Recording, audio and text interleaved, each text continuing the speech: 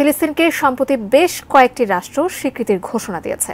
সর্বশেষ গত ৮ মে ফিলিস্তিনকে স্বাধীন রাষ্ট্র হিসেবে আনুষ্ঠানিকভাবে স্বীকৃতি দেয় ক্যারিবীয় দ্বীপপুঞ্জের দেশ বাহামাস। এবার ফিলিস্তিনকে স্বীকৃতির ঘোষণা দিল ইউরোপের আরও ৩টি দেশ। সহকর্মী সাইমন প্রভা জানাচ্ছেন নতুন কোন কোন দেশ ফিলিস্তিনকে স্বীকৃতির ঘোষণা দিল।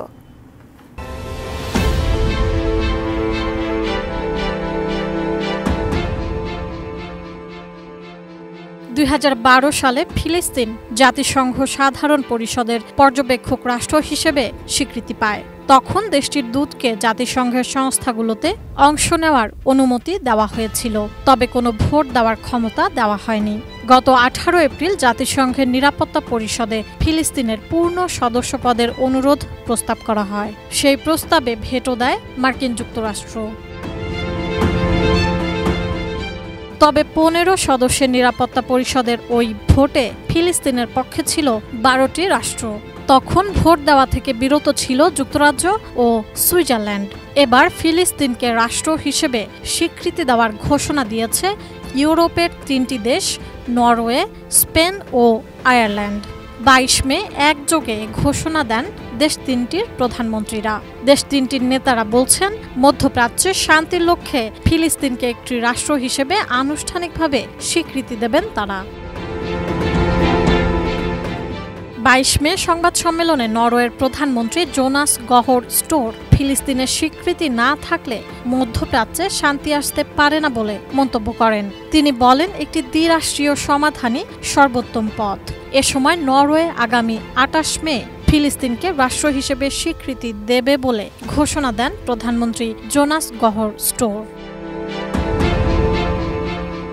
নরওয়ের ঘোষণার পরপরই আয়ারল্যান্ডের প্রধানমন্ত্রী সাইমন হ্যারিসও এক সংবাদ সম্মেলনে ফিলিস্তিনকে রাষ্ট্র হিসেবে স্বীকৃতি দেওয়ার ঘোষণা দেন। তিনি বলেন, আয়ারল্যান্ডও ফিলিস্তিন রাষ্ট্রকে স্বীকৃতি দেবে। সংবাদ সম্মেলনে আয়ারল্যান্ডের প্রধানমন্ত্রী বলেন, আয়ারল্যান্ড, নরওয়ে এবং স্পেন ফিলিস্তিন রাষ্ট্রকে স্বীকৃতি দেওয়ার সিদ্ধান্ত ঘোষণা করেছে। আয়ারল্যান্ডের প্রধানমন্ত্রী আশা প্রকাশ করেন, তারা প্রত্যেকে এখন সেই সিদ্ধান্ত কার্যকর করার জন্য জাতীয়ভাবে পদক্ষেপ গ্রহণ করবে। আগামী সপ্তাহগুলিতে আরও অনেক দেশ এই গুরুত্বপূর্ণ পদক্ষেপ গ্রহণে তাদের সঙ্গে যোগ দেবে বলে আশা প্রকাশ করেন আয়ারল্যান্ডের প্রধানমন্ত্রী। এরপর স্পেনের প্রধানমন্ত্রী পেদ্রো সানচেজও এক সংবাদ সম্মেলনে আগামী ২৮ মে ফিলিস্তিনকে একটি স্বাধীন রাষ্ট্র হিসেবে স্বীকৃতি দেওয়ার ঘোষণা দেন। এদিকে দেশ ৩টির এই ঘোষণায় ক্ষুব্ধ প্রতিক্রিয়া দেখিয়েছে ইসরায়েল। ইতোমধ্যেই ইসরায়েলের পররাষ্ট্রমন্ত্রী আয়ারল্যান্ড ও নরওয়েতে নিযুক্ত ইসরায়েলের রাষ্ট্রদূতদের অবিলম্বে ইসরায়েলে ফিরে যাওয়ার নির্দেশ দিয়েছেন। ইসরায়েলের পররাষ্ট্রমন্ত্রী বলেছেন, আয়ারল্যান্ড এবং নরওয়ে আজ ফিলিস্তিনদের এবং সমগ্র বিশ্বের কাছে একটি বার্তা পাঠাতে চায়, তা হলো তারা সন্ত্রাসবাদের মূল্য দেয়। ইসরায়েল বলছে, ইউরোপীয় দেশগুলোর স্বীকৃতি চরমপন্থা ও অস্থিতিশীলতাকে ইন্ধন দেবে এবং এই স্বীকৃতি হামাসকে লাভবান করবে। যুক্তরাষ্ট্রের একটি ঘনিষ্ঠ মিত্র দেশ নরওয়ের ঘোষণার আগে জাতিসংঘের ১৯৩ সদস্য রাষ্ট্রের মধ্যে ১৪৩টি রাষ্ট্র স্বাধীন ফিলিস্তিন রাষ্ট্রের স্বীকৃতি দিয়েছিল।